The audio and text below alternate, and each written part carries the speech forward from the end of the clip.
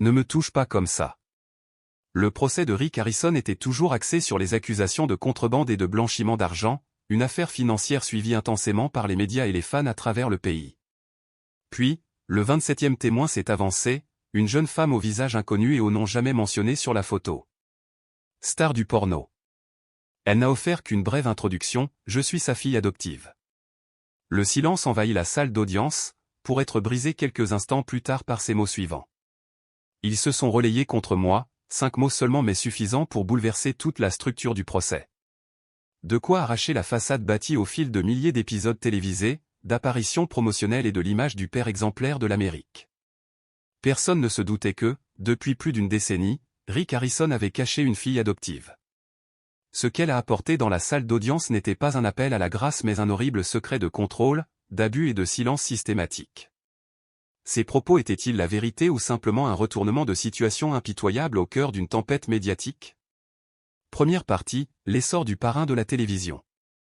Rick Harrison était depuis longtemps un incontournable de la télé-réalité américaine.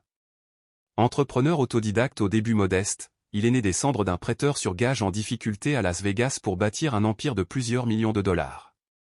Le monde l'a connu comme le patriarche charismatique de Étoile de Pion, une exposition qui alliait l'attrait des antiquités rares à la dynamique personnelle d'une entreprise familiale.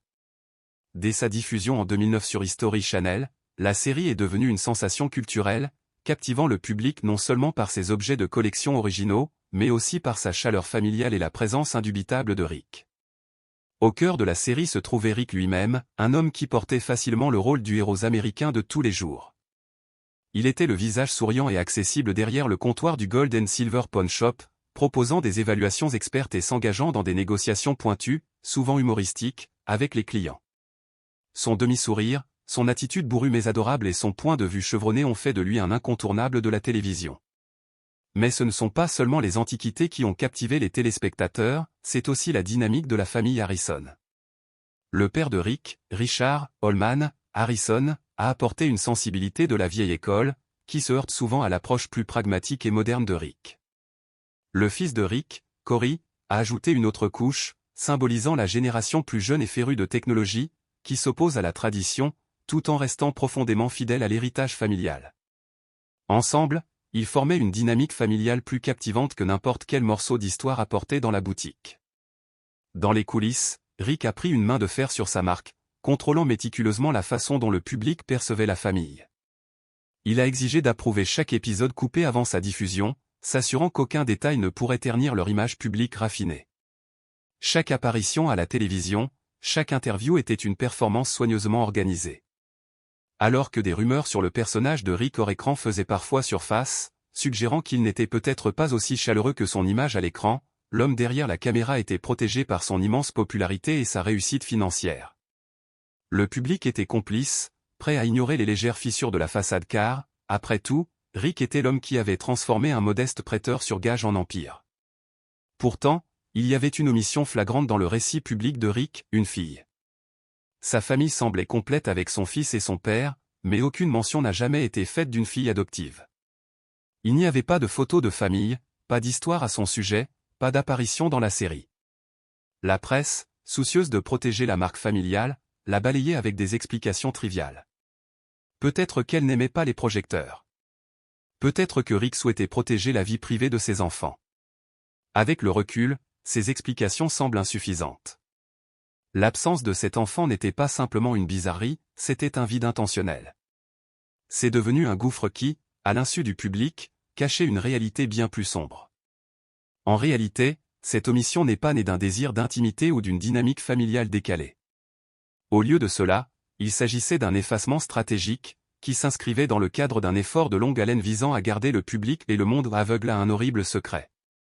Pendant des années, Rick s'est construit une personnalité familiale totalement distincte de la vérité de sa propre vie, se cachant derrière la fausse image d'un père idéal tout en dissimulant une relation plus sombre et plus sinistre avec sa fille adoptive. Lorsque les révélations du procès ont été révélées, la troublante vérité a commencé à faire surface. Rick avait mis en place un système de surveillance sophistiqué au sein de sa maison, garantissant que sa fille adoptive puisse être surveillée à tout moment. Elle n'avait aucun accès au monde extérieur, pas d'amis, pas d'école, pas de réseaux sociaux. Elle a été isolée et son existence aux yeux du public a été délibérément effacée. La vérité a brossé un tableau bien différent de l'homme qui avait été présenté comme le parrain de la télévision. Rick Harrison n'était pas la charmante figure paternelle que le monde en était venu à admirer, c'était un homme qui utilisait sa renommée et son influence pour dissimuler un monde privé et abusif que peu de gens auraient pu imaginer. Deuxième partie, la fille dans l'ombre. La jeune fille au centre de la tempête n'était qu'une ombre dans la vie publique soigneusement construite de Rick Harrison. Pendant des années, le public a cru qu'elle n'existait pas ou du moins, pas de manière significative. Elle était une non-entité, une figure invisible, nichée dans le monde privé de Rick, son existence cachée sous l'apparence d'un père adoptif bienveillant offrant la charité à un enfant en difficulté. Mais au fur et à mesure que le procès se déroulait, il est devenu clair que ce silence n'était pas le résultat de l'instinct protecteur de Rick, il s'agissait d'une stratégie calculée pour cacher la vérité. Son nom n'a jamais été prononcé étoile de pion. Sa présence était absente de chaque interview, de chaque couverture de magazine, de chaque apparition promotionnelle de Rick.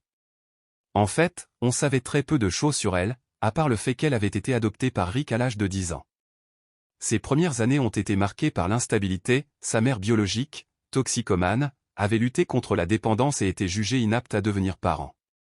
Son père était inconnu, on pensait qu'il était sans abri et périodiquement incarcéré. Dès son plus jeune âge, elle a été envoyée dans des foyers d'accueil, ne restant jamais au même endroit assez longtemps pour nouer des liens durables. À l'âge de 10 ans, elle a été choisie pour un événement caritatif à Las Vegas parrainé par Rick Harrison. Selon son témoignage, il l'a remarqué immédiatement, il me regardait comme si j'étais un artefact unique, se souvient-elle devant le tribunal. Contrairement aux autres enfants, elle était calme et renfermée, ne réclamant pas d'attention. Peu de temps après, Rick a entamé le processus d'adoption. Mais la rapidité avec laquelle cela s'est produit était inhabituelle, en seulement 84 jours, il avait obtenu la garde légale, contournant les protocoles standards d'adoption. En vertu de la loi du Nevada, un minimum de 12 mois de vérification des antécédents et de conseils était requis, mais personne n'a remis en question l'autorité ou l'influence de Rick Harrison. Elle a emménagé dans son manoir, où, au départ, tout semblait parfait. Elle avait sa propre chambre, de beaux vêtements et des repas chauds. Mais très vite, les règles ont commencé à émerger. Il lui était interdit de quitter sa chambre après 20 heures et toute tentative de verrouiller sa porte était bloquée. Sa vie était régie par un contrôle strict, ses tuteurs changeaient tous les quelques mois et elle n'avait aucun contact avec le monde extérieur. Elle n'avait pas d'amis, pas de vie sociale et était scolarisée à la maison dans l'isolement. En grandissant, elle a réalisé la vérité, elle ne faisait pas partie d'une famille, mais plutôt d'un système contrôlé où chaque mouvement, chaque interaction était méticuleusement gérée. Lorsqu'on lui a demandé pourquoi elle n'avait jamais résisté, elle a simplement expliqué « Je pensais que j'avais de la chance. Chaque enfant adopté rêve d'une famille et j'avais un père célèbre. Je pensais qu'il m'aimait. » Mais au fil du temps, les frontières de l'affection se sont estompées. Ce que Rick prétendait être des actes d'amour a rapidement pris des nuances plus sombres. Un massage du dos qu'elle n'avait pas demandé, des baisers nocturnes sur le front qui la mettaient mal à l'aise, ces actes se sont progressivement transformés d'affection en quelque chose de bien plus sinistre. Les caméras installées dans le couloir étaient destinées à la sécurité, a insisté Rick, mais elles étaient aussi un symbole de son contrôle total. Lentement, la jeune fille a commencé à comprendre qu'elle n'était pas la fille de Rick, elle était un objet à contrôler et à manipuler. Son demi-frère, Corey Harrison, était souvent présent lors de ces moments, son silence en disant long. Selon son témoignage, il se mettrait en colère si elle désobéissait aux règles de Rick. À un moment donné, Rick lui a même dit « Tu dois apprendre à partager de l'affection dans cette famille. Ici, ton frère et moi ne faisons qu'un. » Elle a réalisé qu'il ne s'agissait pas d'une famille fondée sur l'amour, mais d'une dynamique tordue et abusive dans laquelle elle était piégée, impuissante. Malgré son isolement, la jeune fille tenait des registres détaillés. Elle a documenté chaque incident, chaque conversation, chaque abus. À l'âge de 15 ans, elle savait qu'elle devait s'enfuir. Elle a couru jusqu'au poste de police le plus proche, dans l'espoir de se libérer du cauchemar. Mais Rick est rapidement intervenu, la décrivant comme une adolescente en difficulté souffrant de problèmes émotionnels. La police l'a crue et elle a été ramenée à la maison, sa chambre étant désormais plus sécurisée que jamais. Mais ce que Rick ne pouvait pas contrôler, c'était sa volonté de survivre. Elle a gardé ses souvenirs, ses dossiers et sa détermination. Elle savait qu'un jour, la vérité éclaterait au grand jour. Et quand ce serait le cas, elle serait prête. Troisième partie, les tours du procès. Le procès de Rick Harrison, qui entre dans sa troisième semaine, avait déjà choqué le pays avec ses révélations sur le blanchiment d'argent et la contrebande d'antiquités. Mais le 27e témoin, une jeune femme qui avait été la fille adoptive de Rick, allait amener l'affaire à un point culminant encore plus choquant. Son témoignage, qui a commencé assez innocemment, allait profondément ébranler la salle d'audience. Lorsqu'elle a comparu à la barre, son identité est restée confidentielle en raison de la nature de ses allégations. Mais une fois qu'elle a parlé, ses paroles effrayantes ont résonné dans la pièce, ils se sont relayés contre moi. La salle d'audience tomba dans un silence stupéfait. Les journalistes, qui prenaient des notes avec diligence, se sont arrêtés, incrédules. L'équipe de défense de Rick a immédiatement demandé une suspension de l'audience, arguant que le témoignage n'était pas pertinent par rapport aux accusations portées contre lui. Mais le juge a rejeté la demande. Pendant près d'une heure, la femme a décrit avec des détails poignants les abus qu'elle avait subis de la part de Rick et de son fils, Corey. Elle a parlé de manipulation, de coercition et du contrôle omniprésent que Rick exerçait sur sa vie. À l'âge de 15 ans, alors qu'elle tentait de s'échapper, Rick avait usé de son influence pour la faire revenir au manoir, la décrivant comme une adolescente en difficulté ayant besoin de discipline. Ces paroles n'étaient pas seulement une accusation, elles étaient la vérité qu'elle portait depuis des années, cachée dans le silence, jusqu'à présent. La salle d'audience l'a écoutée, ravie, alors qu'elle mettait en lumière l'obscurité derrière l'image soigneusement conçue de Rick Harrison, la figure paternelle bien-aimée des États-Unis. À la suite de cet incident traumatisant, les restrictions imposées à sa vie se sont encore renforcées. Cependant, l'un des moments les plus effrayants est survenu lorsqu'elle a raconté un avertissement déchirant de Rick Harrison lui-même. Ces paroles étaient dures et empreintes d'une certitude troublante, personne ne vous croira. Je m'appelle Rick Harrison. Vous n'êtes personne. Il a été révélé plus tard que le témoin avait discrètement rassemblé une vaste collection de preuves au fil des années, journaux personnels, enregistrements vocaux, captures d'écran et même des copies de données provenant de caméras de surveillance installées dans toute la maison. Elle a témoigné qu'elle avait soigneusement sauvegardé ces éléments de preuve sur un disque dur qu'elle avait apporté avec elle au tribunal. Ce disque dur fait actuellement l'objet d'un examen médico-légal et son contenu s'est révélé tout simplement explosif. Cette révélation a marqué un tournant crucial dans le procès, modifiant radicalement le cours de l'affaire. Ce qui avait initialement commencé comme une enquête sur une mauvaise conduite financière s'est rapidement transformé en une affaire pénale beaucoup plus grave et complexe impliquant des allégations de maltraitance, d'exploitation et de manipulation psychologique d'enfants. Après le puissant témoignage du témoin, le procureur principal a annoncé publiquement son intention d'élargir la portée des accusations, sous réserve de la vérification des preuves nouvellement présentées. L'équipe juridique de Rick Harrison est cependant restée discrète, n'offrant qu'un bref démenti, affirmant que leur client réfute toute allégation sans rapport avec les charges financières en cause. Pendant ce temps, un extrait du moment exact du témoignage du témoin est rapidement devenu viral sur les réseaux sociaux, le hashtag #JadetTukTurnson étant diffusé plus de 3 millions de fois quelques heures seulement après l'audience. Des célébrités, des défenseurs de la protection de l'enfance et des militants ont tous réclamé une enquête élargie, exigeant une plus grande protection du témoin et une enquête plus approfondie sur ces allégations troublantes. Les experts juridiques estiment désormais que le procès de Rick Harrison évolue vers une affaire pénale beaucoup plus complexe et inquiétante, une affaire que peu de gens auraient pu prédire lorsqu'elle a commencé comme une simple enquête sur des actes répréhensibles financiers. L'attention s'est déplacée des questions de blanchiment d'argent vers une enquête bien plus obsédante, combien de sombres vérités ont été enfouies sous la personnalité publique soigneusement conçue que Harrison a passé plus d'une décennie à construire? Quatrième partie, preuves et journaux intimes. Lorsque la vérité se révèle enveloppée de preuves tangibles, le lendemain du témoignage explosif de la fille légalement adoptée de Rick Harrison dans la salle d'audience du comté de Clark, le jury et l'équipe juridique se sont réunis plus tôt que d'habitude. Ce calendrier inhabituel est le résultat direct de la requête formelle de l'accusation visant à élargir la portée du procès sur la base des nouveaux éléments de preuve présentés par le témoin.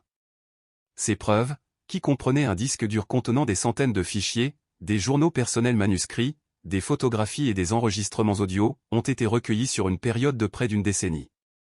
Parmi les premiers éléments de preuve numérique introduits figurait un disque dur SSD de 2 Teraoctets scellé et étiqueté comme preuve, qui contenait plus de 400 fichiers de données. Ces fichiers étaient méticuleusement organisés dans une structure de dossiers détaillés avec des horodatages, chacun correspondant à des événements spécifiques décrits dans le témoignage du témoin. Sont inclus des images, des enregistrements audio et des clips vidéo extraits de caméras cachées qui avaient été subrepticement installés dans toute la maison de la famille Harrison. Il est remarquable de constater que plusieurs de ces dossiers correspondaient aux dates et au contexte que le témoin avait précédemment décrits de manière très détaillée.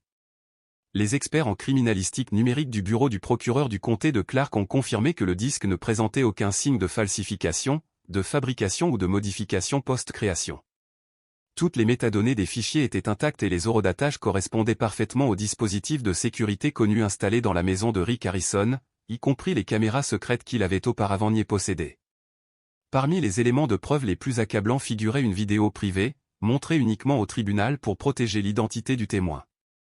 Il la capturait seul dans sa chambre, avec ses yeux se dirigeant fréquemment vers le coin du plafond, un endroit identifié plus tard comme la cachette d'une petite caméra déguisée en détecteur de fumée. La vidéo a non seulement corroboré le témoignage du témoin, mais correspond également à sa détresse psychologique documentée. En plus des preuves numériques, un journal manuscrit de 176 pages, soigneusement conservé dans des conditions de nettoyage à sec et montrant un vieillissement naturel, a été authentifié par un expert en écriture. L'accusation a salué cela comme un élément de preuve crucial, qui documente chronologiquement des années d'abus soutenus. Chaque entrée du journal détaillait des émotions, des dialogues, des actions et des moments de la journée spécifiques, avec une précision remarquable qui correspondait aux horodatages des fichiers numériques. Une entrée particulièrement poignante disait, le 22 juillet 2015, Rick est arrivé après le dîner. Il a dit, personne ne m'aimerait jamais comme lui et Cory. Il a monté les haut-parleurs du salon très fort, je savais que ce soir ne serait pas une bonne nuit. Des séquences vidéo de la même date et heure ont vérifié la présence de Rick dans la chambre pendant 47 minutes complètes, immédiatement après l'activation de la musique inhabituellement forte. En plus du journal et des preuves vidéo, l'accusation a présenté une collection inquiétante de messages vocaux et de courriels échangés entre Rick et son fils, Corey Harrison.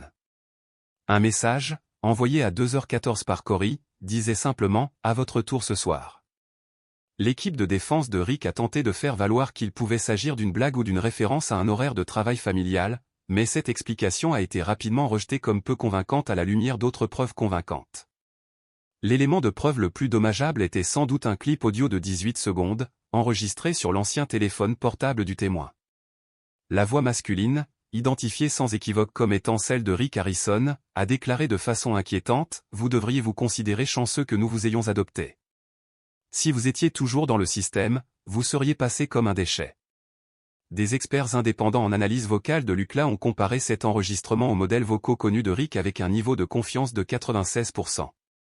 D'autres témoignages de témoins matériels ont dressé un tableau effrayant de la situation à l'intérieur de la maison des Harrison.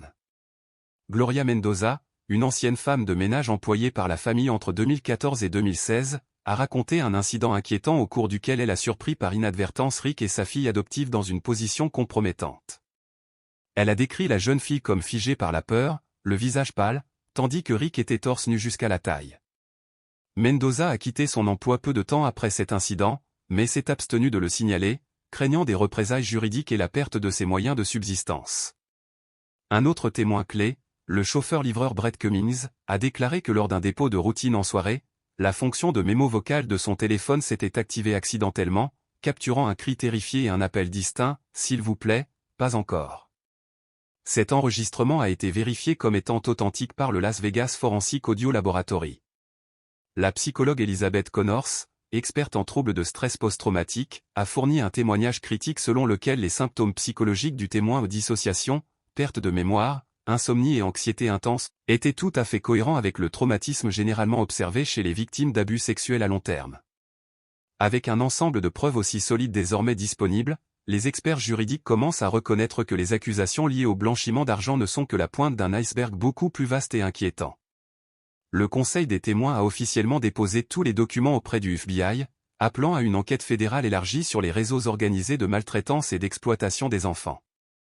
Pour compliquer encore les choses, un initié de la production télévisuelle a révélé que Rick Harrison avait rejeté à plusieurs reprises les demandes des producteurs de présenter sa fille adoptive dans les segments à l'écran de la famille, affirmant qu'elle n'était pas à l'aise avec la caméra.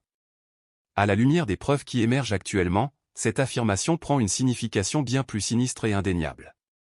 Le docteur Laura Kim, psychologue des médias à l'université de Stanford, donne un aperçu poignant lorsqu'elle déclare « Nous n'admirons pas les célébrités elles-mêmes. Nous admirons les récits qu'elles incarnent. Lorsque ce récit s'effondre, nous perdons un morceau de notre propre identité. Cette observation met en lumière une vérité fondamentale à propos de la célébrité, il ne s'agit pas seulement de l'individu, mais de l'histoire qu'il représente. Pendant des années, les stars du porno ont été plus qu'une simple source de divertissement, ils incarnaient la nostalgie, partie intégrante des routines et rituels familiaux, évoquant souvent un sentiment de confort et de familiarité. Il ne s'agissait pas seulement de regarder une émission de télévision, il s'agissait de voir une figure sage, souvent représentée comme un père, guider son fils à travers les défis et les complexités de la vie. Cependant, lorsque le scandale entourant Rick Harrison a fait surface, il est devenu clair que le problème en question ne concernait pas simplement les procédures judiciaires ou les détails d'un procès, mais bien la trahison d'une icône culturelle.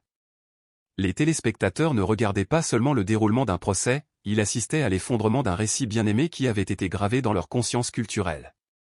C'était comme une trahison de leur enfance ou une rupture dans la confiance qu'ils avaient placée en une figure en laquelle ils avaient appris à faire confiance. Le problème s'aggrave considérablement lorsque la renommée s'associe à un pouvoir incontrôlé. Pendant plus d'une décennie, Rick Harrison n'était pas seulement le célèbre propriétaire d'un prêteur sur gage bien connu, il était la main invisible qui contrôlait presque tous les aspects du spectacle. Il dictait les décisions de post-production, organisait chaque scénario et exerçait un contrôle quasi total sur qui apparaissait devant la caméra et sur ce que le public voyait.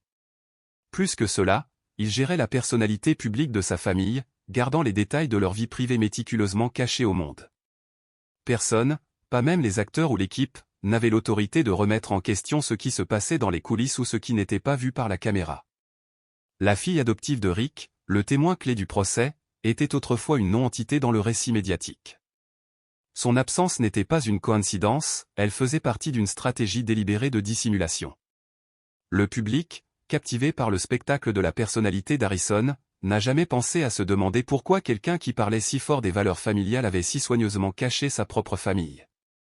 Cependant, cette dynamique ne concerne pas seulement Rick Harrison. Cela témoigne d'un problème sociétal plus large où la célébrité confère un sentiment d'immunité morale. Dans ce monde, on fait souvent confiance aux influenceurs sans avoir besoin de preuves ou de justifications, tandis que les victimes, en particulier celles issues de communautés vulnérables comme le système de placement familial, sont confrontées au doute, même lorsqu'elles présentent des preuves, des témoins et des documents numériques accablants. Comme l'a judicieusement écrit le journaliste Elia Monroe dans l'Atlantique, Rick Harrison n'est pas unique, il constitue plutôt un exemple très public d'un écosystème beaucoup plus vaste dans lequel les médias, le public et la réputation se réunissent pour protéger les puissants, souvent aux dépens de la vérité.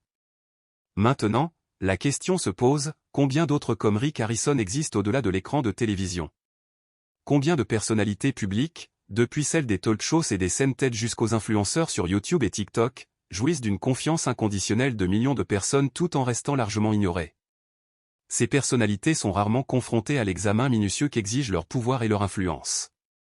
Même si le procès de Rick Harrison ne durera que quelques semaines, l'impact et les leçons de cette affaire résonneront bien plus longtemps, non seulement pour la victime ou pour le système judiciaire, mais aussi pour la manière dont nous, en tant que société, interagissons avec les célébrités à l'ère des médias de masse.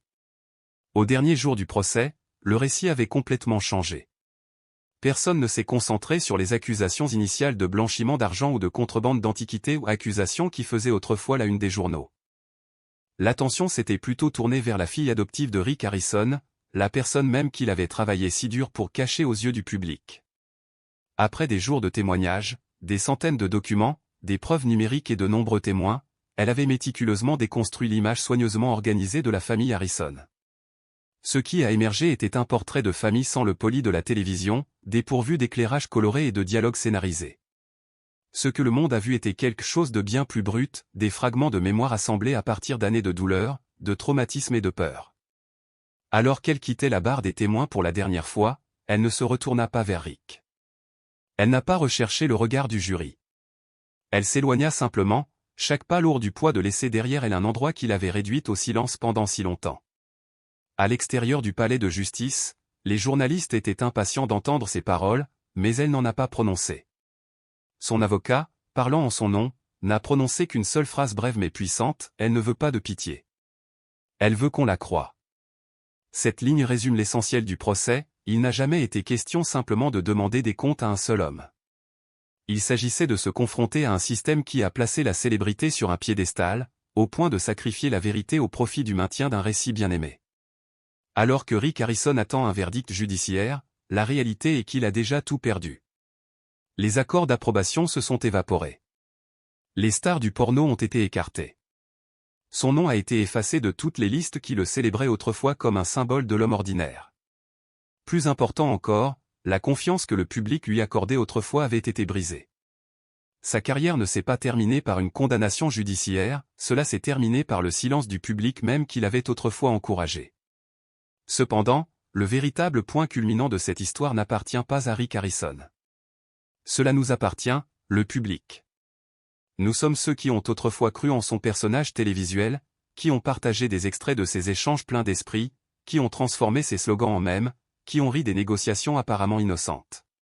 Maintenant, nous sommes obligés de prendre en compte une vérité plus profonde, pourquoi avons-nous été si prompts à croire? Et à qui, à l'avenir, pourrions-nous faire confiance aveuglément sans nous poser de questions? La voix que Rick Harrison a travaillé si dur pour étouffer, la voix de sa fille adoptive, est maintenant revenue plus forte et plus claire que jamais. Elle a transpercé les murs de la salle d'audience, s'affranchissant des limites de tout écran de télévision et posant une question bien plus vaste à la société: qui négligeons-nous? Qui reste inaudible? Et quand, en tant que culture, choisirons-nous enfin d'écouter? Ces derniers mots dans la salle d'audience ont été simples mais profonds: je refuse de mourir en silence, et aujourd'hui je ne l'ai pas fait.